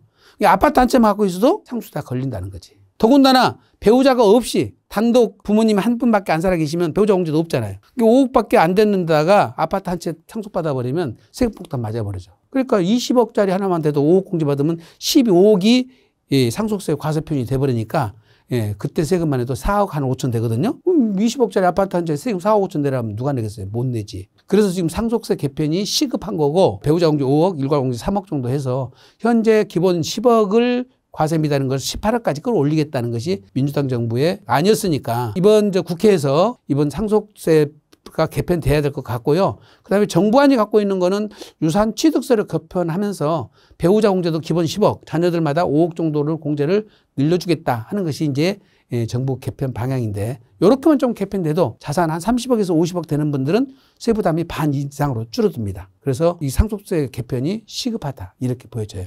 국가의 세금이 부족한데 왜 상속세를 줄이는 정책을 하는 건가요? 세금을 완화시키겠다는 정책보다도 지금 이제 상속세가 차지하는 우리 세수 비중이 약 한 2%? 절대적이진 않잖아요. 이렇게 되면은 한 3, 4조 정도? 뭐 1년에 3, 4조니까 5년 해도 한 15조 정도라서 세수에 그렇게 미치는 영향이 크지는 않아요. 그 다음에 지금 어차피 현행 세율로 개편을 해놔더라도 결과적으로 5년 후면은 다시 온상환급이 된다는 거예요. 왜냐하면 자산 가치가 계속 증가가 있고 산업 여건들이 기대 수명이 3년에서 30년 남았어요. 그러니까 돈 있는 분들이 이제 돌아가시기 시작했다는 거지. 지난번에 이건희 회장 한 분이 돌아가셔가지고 상속세가 얼마였어요? 12조였잖아요. 그러니까 일반인들이 해봐야 세금 해봐야 내는 세금 얼마 안 되고 결국 자산가들이 돌아가시면 세금이 많아지는데 그 자산가들한테는 이 정도 공제해줘야 큰 영향이 없거든요. 100억, 200억 넘는 사람들만 해도 이 공제액은 큰 영향이 없어. 그러니까 이제 해주려는 거고, 다만 최고세율 10%를 낮추는 거는 너무 크게 내려간다고 하는데 제 생각은 최고세율을 10% 낮추는 거를 그냥 그렇게 낮추려고 하지 말고 구간을 높여달라는 거지. 1억이 지금 10%거든요. 그 다음에 5억이 20%고 10억 이하가 30%, 그 다음에 30억 이하가 40%, 그 다음에 30억 초과하면 50%인데 요거를 지금 1억으로 하지 말고 요거를 한 5억으로 해주고 요거를 한 20억으로 해주고 예를 들어서 요거를 40억, 50억으로 해주고 요거를 80억으로 이렇게 구간을 늘려달라는 거지. 그러면 조금 더 완화되잖아요. 그러니까 최고세율을 확 10% 깎아서 40%까지 하는 것은 민주당 정권에서는 좀 힘들 것 같아. 그건 잘 안 해줄 것 같아. 부자 감세니까 명확히 1,000억 있는 사람한테 10% 깎아주면 100억을 깎아주는 꼴이 되잖아요. 그래서 그거는 과하다고 보는데 지금처럼 이렇게 구간을 넓혀주면 자산가들 한 200억 있는 사람들은 조금 세부담이 줄어들죠. 지금 현재 국부유출이 많이 되고 있기 때문에 이것도 한번 고민해봐야 됩니다. 사실.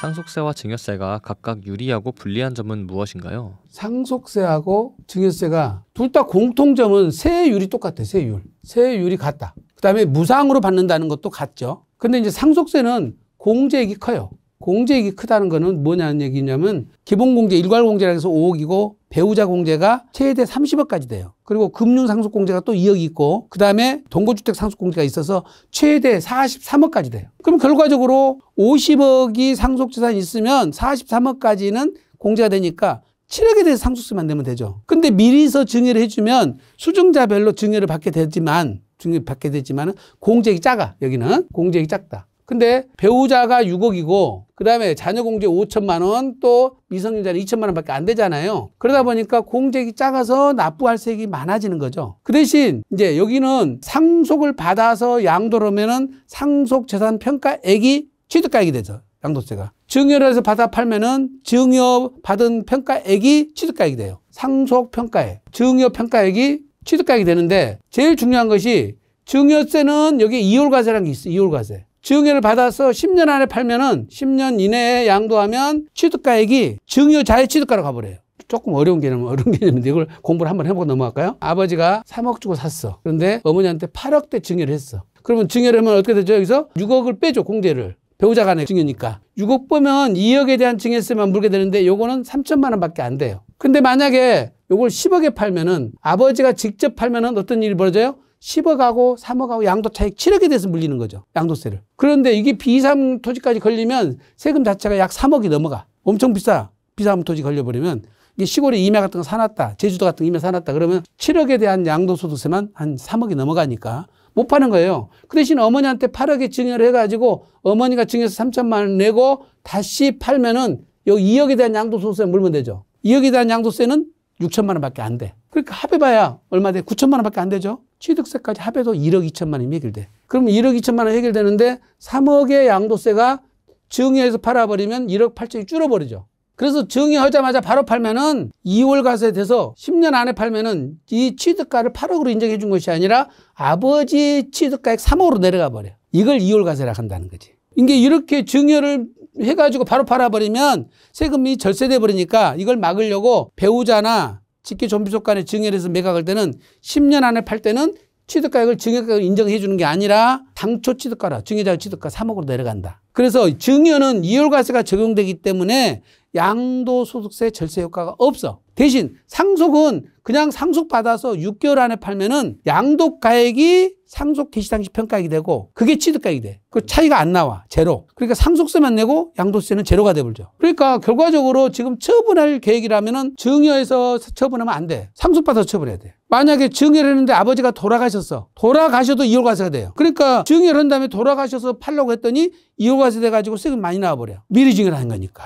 이게 아버지가 돌아가셔도 2월 과세는 여전히 적용돼 버려요. 그때는 배우자한테 줬다가 팔아야 돼. 배우자는 아버지가 돌아가셔 버리면 2월 과세 적용 대상에서 빠져. 부부는 죽음으로써 부부관계가 해소가 돼 버리니까. 부자지간은 천륜이요. 부부간에는 일륜이요. 일륜은 돌아가시면 남남이 돼. 그래서 2월 과세를 적용 안 해. 근데 부모 자식 간에는 돌아가셔도 2월 과세 여전히 적용돼. 그래서 사전증여를 해야 될 상황 같으면 10년 안에 팔아야 된다. 그러면 사전증여에서 팔면 안 돼요. 돌아가실 때까지 기다려야 돼. 그래서 이런 여러 가지 차이가 있는 것이죠. 상속의 경우에는 상속공제가 있는데 아까 말한 대로 일부 증여를 해버리면 증여공제 제한 때문에 상속공제에서 일부가 제외돼 버려요. 어떻게 보면 증여로 인해서 불리해지는데 상속공제 범위가 축소된다. 증여는. 그러니까 상속을 온전히 받는 것이 유리해요. 또 이제 중요한 거는 상속으로 받는 것은 공제 감면이 그대로 이골돼. 공제 감면을 승계받아요. 아파트 경우에 감면 대상 아파트가 있거든요. 조세특례 제한법에 감면 받는 아파트가 있어. 그러면 증여받으면은 그 감면 혜택이 사라져 버리는데 상속받으면 그 혜택을 그대로 승계받아. 이 경우에 따라서는 증여를 받아가지고 그 특혜받는 것을 전부 날려버려가지고 어마어마한 절세 플랜이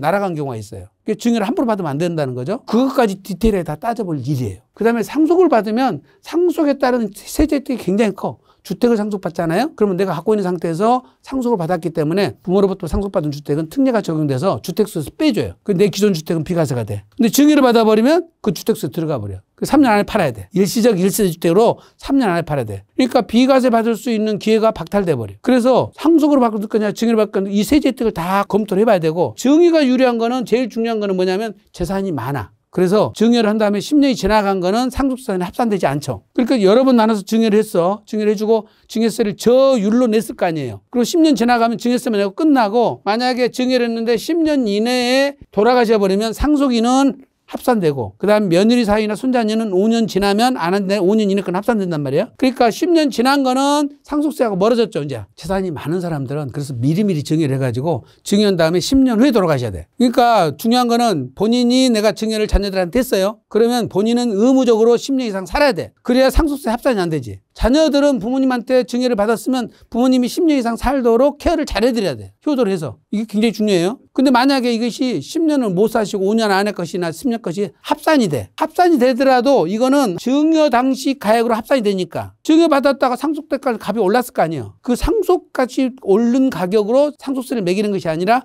증여 당시 평가액, 저가로 평가된 금액으로 상속세를 매기니까. 그래도 증여가 유리하죠. 자, 기본적으로 따지고 보면은 내가 상속을 받았을 때 공제를 받아갖고 상속세 세율 구간하고 지금 증여세 세율 구간하고 비교를 해봐야 돼. 근데 지금 아까 말씀드린 50억밖에 안 되는데 내가 공제가 43억이야. 그럼 7억밖에 안 남잖아요. 그럼 미리 상속받을 이유가 없지. 증여받을 이유가 없지. 상속을 하는 게 유리하지 무조건. 근데 재산이 100억이야. 근데 세율이 50% 구간에 가 있어. 그러면 증여로부터 미리미리 덜어내야지잖아. 그게 내 재산 규모에 따라 다르고 재산 종류에 따라 다르고 가족 구성원에 따라 다르고 내가 언제 팔 것이냐에 따르고 다 달라. 이걸 다 보고 나서 판단을 내려야 되기 때문에 일률적으로 상속이 유리하다, 증여가 유리하다 그거는 섣부른 거예요. 그래서 찐 전문가를 만나서 생애 전체 플랜을 짜야 돼. 간단하게 짜면 안 된다는 거죠. 그러니까 어떤 분들은 양도소득세를 계산을 왔어요. 120억에 팔았는데 양도세가 얼마 나옵니까? 겸용주택인데 1층은 상가고 2층은 주택이에요. 아버지가 84세 되셨는데 그거는 30년 동안 거기서 살았다고요. 그러니까 장기보유 특공제가 80% 돼버려요.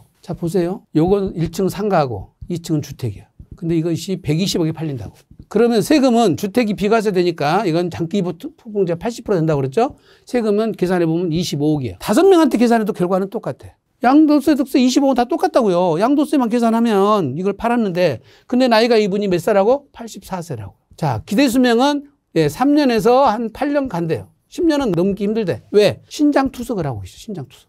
그러면 이 처분대금 120억을 어디다 쓸 것이냐 이 말이에요. 어디다 쓸 것이냐. 어디다 사용. 사용처가 중요하죠. 사용처는 당신이 팔고 아파트 하나 사고 15억짜리. 그 다음에 노후자금 한 15억. 노후자금 15억 갖고 30억을 제외하면 세금하고 얼마예요? 여기 55억이잖아요. 그러면 65억 남죠. 65억은 자녀들한테 사전증여를 하겠다는 거지. 그럼 사전증여를 했는데 사전증여를 하고 증여세 신고를 하면 좋겠지만 증여세 신고를 안 한단 말이에요. 이 양반들은. 안 하고 10년 안에 돌아가시면 이제 상속세 조사를 받게 되죠. 그럼 어떻게 돼?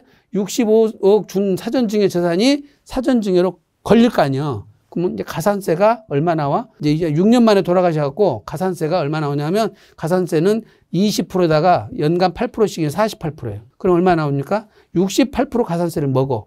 그리고 또 10년 안에 돌아가셨으니까 어떻게 돼? 상속세를 또 합산시켜. 상속세가 또 나가. 그러면 이런 경우 양도소득세까지 합해서 거의 65%? 양도세, 증여세, 상속세 나가면 65%가 세금으로 뺏긴다. 그럼 결과적으로 35%밖에 안 남았잖아요. 이걸 이렇게 해서 양도소득세만 계산하고 그냥 팔아버리면 안 된다는 거예요, 지금. 안 된다고. 이거 양도세 내고 세금 나고, 이거, 그러면 이게 증여를 한다고 그랬잖아. 그러면 증여를 누가 받냐에 따라서 달라진다고 그랬잖아.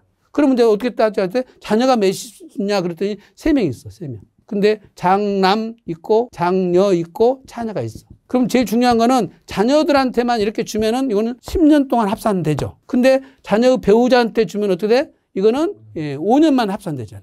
그 다음에 이게 손자녀가 2명이나 있었어. 그러면 어떻게 돼? 손자녀까지 주면은 요것도 5년이면 끝나잖아. 양도소득세는 자녀들한테 주거나 손자녀한테 주면은 10년 이내 양도가 이루어지니까 어떻게 돼? 이율과세 된다고 그랬잖아. 절세 효과가 없어. 누구한테 줘야 돼? 며느리 사이한테 줘야 돼. 며느리 사이한테 줘서 증여해서 팔면 거기서 절세가 생기는 거예요. 이걸 다 믹스를 시켜야 되는데, 자, 중요한 거는 주택은 아버지가 소유해서 아버지가 팔아야 비과세를 받지. 요거를 상가하고 이렇게 나눠버리면 어떻게 돼? 주택을 자녀들이 또 가져가 버리면 주택은 비과세가 안 돼 버리잖아.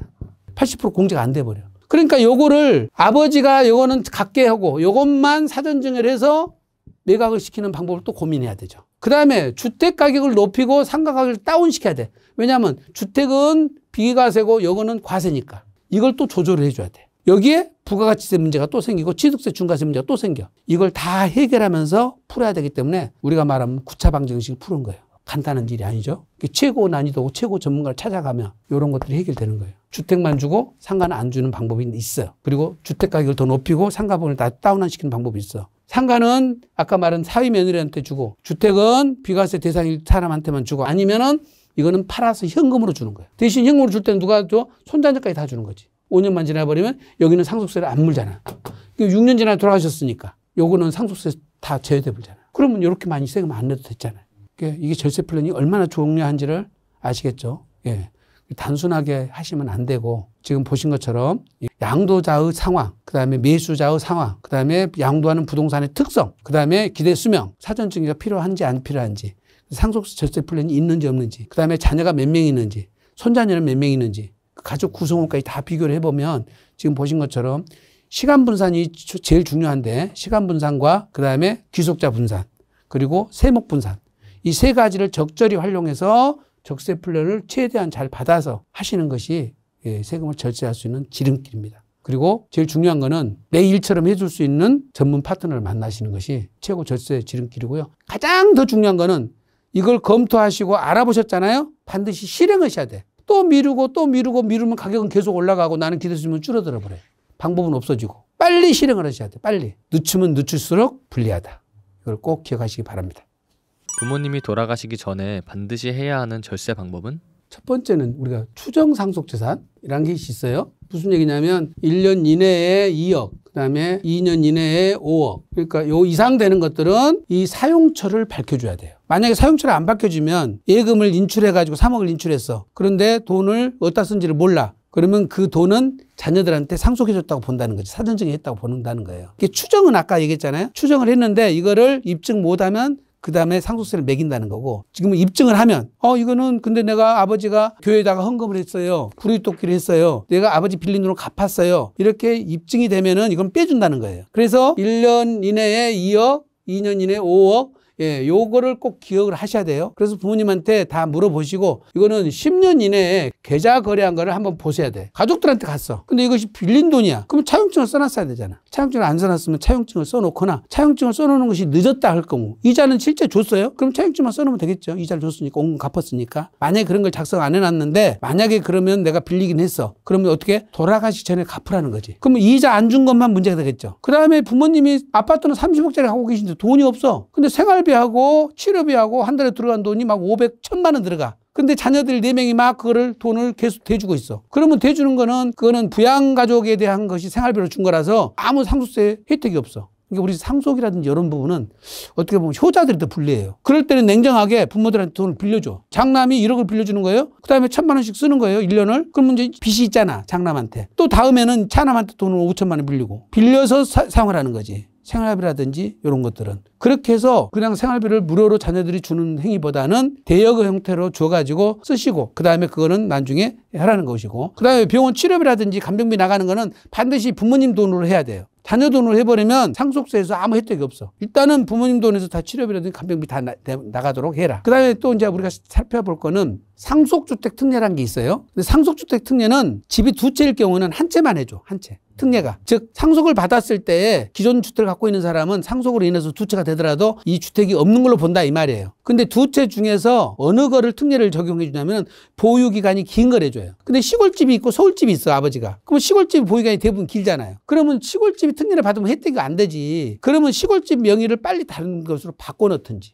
변경을 시켜놔야 돼. 이런 것들이 사전 정지 작업이 좀 필요한 거예요. 그렇게 좀 하시는 것이 우선 좀 절세할 수 있는 여러 가지 방법들이 될 것 같아요. 그리고 이제 상속이 이루어지면은 세 가지를 항상 관점에서 보셔야 돼요. 세 가지. 각 상속 재산을 재산별로 누가 상속받을 것인가. 누가 받냐에 따라서 달라지는데 그중에 특히 주택의 경우에는 무주택자가 받는 게 가장 유리하고 만약에 집이 두 채라면은 한 채는 특례고 한 채는 특례를 못 받는 거거든요. 그러면 특례 적용 받을 수 있는 사람이 가는 것이 유리한 거는 잘 보고 선택을 해야 돼요. 그다음에 나중에 재산 종합부동산세하고 취득세 중과세까지 영향을 미치니까 각자의 주택수까지 다 카운터를 해봐야 돼. 또는 이제 상속받을 때 무주택자가 받는 상속주택은 세율이 낮아요. 0.96%예요. 주택이 있는 사람은 3.16%고 한 3배 차이 나죠. 그러니까 무주택자가 지분을 공동지분을 받더라도 지분이 0.1%가 더 많게 받아야 돼. 그러면 취득세가 저율로 과세가 돼요. 그리고 아까 보신 것처럼 상속재산을 어떻게 평가할 것인가. 이것도 나중에 양도세 영향을 미치니까 기준시가로 평가해서 상속세를 낮게 내는 방법도 있지만은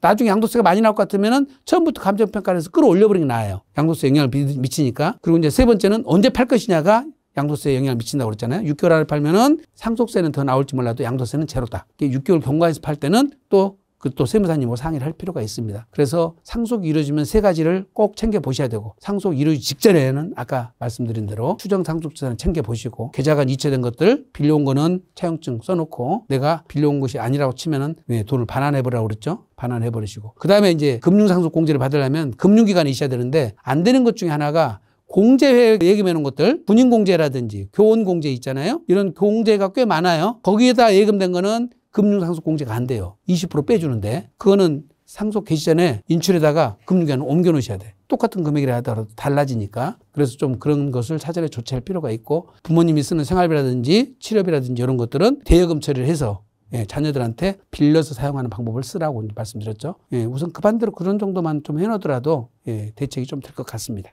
상속과 증여를 준비하고 계시는 분들께 한마디 부탁드립니다. 워린 버핏이 남긴 말 중에 굉장히 유명한 말이 있어요. 본인 재산에 대해서 반드시 유언장을 남겨라. 그리고 그 유언장 내용을 자녀들한테 공개하라. 그리고 자녀들의 얘기를 듣고 수정하라. 이 상속은 사실은 세금 문제기보다도 감정의 세금이에요. 가족의 화목, 그 다음에 우애가 더 중요하거든요. 돈을 번 이유는 뭐였어요? 가족의 행복 때문에 번 거 아니었어요? 이 상속이 잘못 이루어지면은 가족의 갈등이 생겨서 거꾸로 행복이 해쳐진다는 거죠. 그래서 사전 증여 절세 플랜을 짜면서 세금 문제만 있는 것이 아니라 가족의 화목을 깨지 않으면서 갈등이 조장되지 않으면서 사후에도 문제가 안 일어나도록 짜는 것이 굉장히 중요합니다. 부모님 죽음을 전제로 이런 얘기를 꺼내는 것이 굉장히 불경스럽게 보일 것 같지만 오히려 정리를 미리서 하시고 부모님 힘이 있으실 때 그리고 본인들 뜻대로 뭔가 할 수 있을 때 자녀들하고 같이 토의해 보시고 상의하셔서 가족들의 접점을 찾아서 감정이 서로 갈등이 고조로 안 가도록 상속을 하는 게 굉장히 중요합니다. 두 번 다시 거듭 말씀드리지만 이 상속증여세는 감정의 세금이다. 세금만 보면 안 된다. 가족의 화목과 우애를 전제로 세금 플랜을 짜야 되고 부모님이 먼저 나서서 이 부분을 먼저 터치를 해주시고 대비를 세우도록 해야지 자녀가 부모님한테 먼저 얘기할 수는 없거든요. 그래서 부모님들이 먼저 준비를 하시도록 하는 게 좋고 제일 중요한 거는 이건 장기 계획이 필요한 거예요. 단기에 하면은 엉키고 더 조잡하게 하면은 오히려 사고만 납니다. 그래서 장기 계획을 세우셔서 천천히 하시면서 본인 재산 규모에 맞게 플랜을 세우는 것이 절세 플랜을 사올 수 있는 거고요. 여러분들이 건강검진 1년에 한 번씩 받잖아요. 텍스검진도 최소한 2, 3년에 한 번씩 받으시면서 가족의 변화, 그다음에 세제의 변화, 자산의 변화를 같이 고려해서 종합적으로 컨설팅을 짜놓는 것이 좋을 것 같습니다. 물론 이제 저희도 지금 다솔 세무TV라고 유튜브를 하고 있는데요. 혹시 구독자 여러분 그 다솔 세무 유튜브를 보시면 더 다양한 얘기들 또 주제들로 해서 유튜브가 올라가 있으니까요. 같이 하려고 해주셨으면 고맙겠습니다. 오늘 만나 뵈서 너무 영광이었습니다. 감사합니다.